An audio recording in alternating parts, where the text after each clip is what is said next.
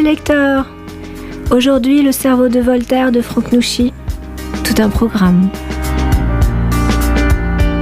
Très audacieux roman, le parallèle subtil entre le siècle des Lumières et la pensée qui s'enlise aujourd'hui.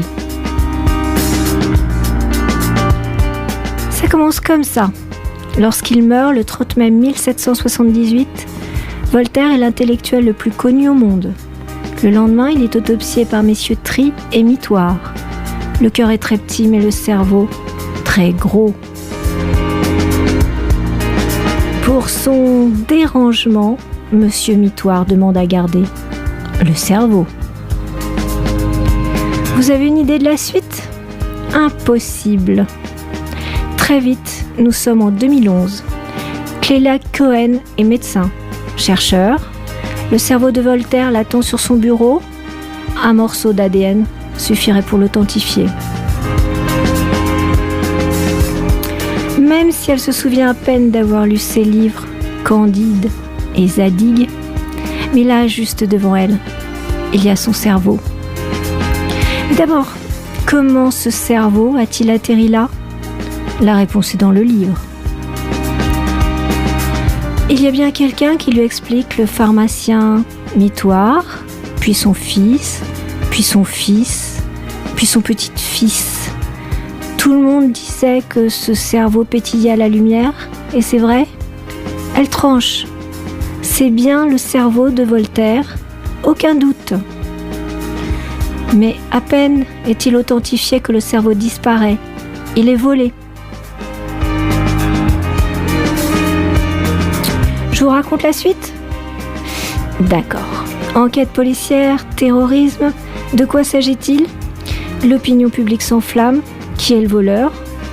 Lucien ? Amoureux des lettres de Rousseau, de Voltaire, de Diderot ?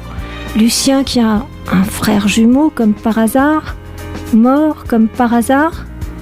Lucien qui menace de cloner le cerveau de Voltaire. Y arrivera-t-il ?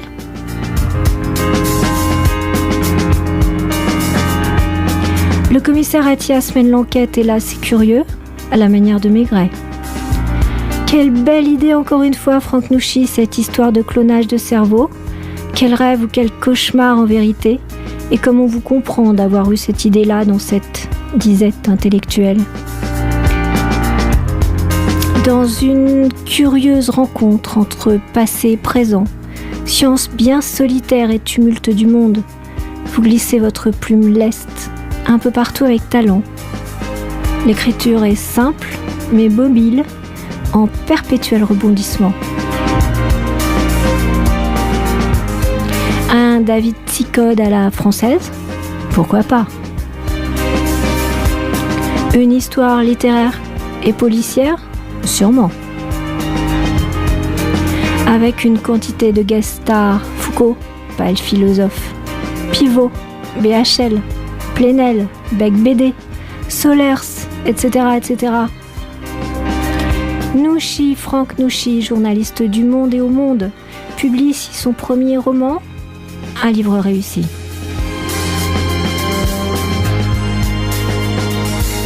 Mes adjectifs pour ce livre ?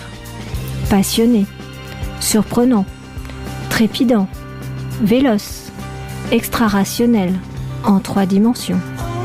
Malicieux. Le livre se termine comme ceci. Si vous doutez de cette histoire, allez à la bibliothèque de la Comédie Française. Sur le dossier Cervelet de Voltaire figure bel et bien la mention disparue. Tous à vos librairies. Le cerveau, et ça tombe bien pour ce livre, atteint ses limites à 15 ans. Ensuite, il y a la culture. Le cerveau de Voltaire de Franck Nouchy, édition Flammarion. Ciao, c'était Annick Pérez pour Culture Week.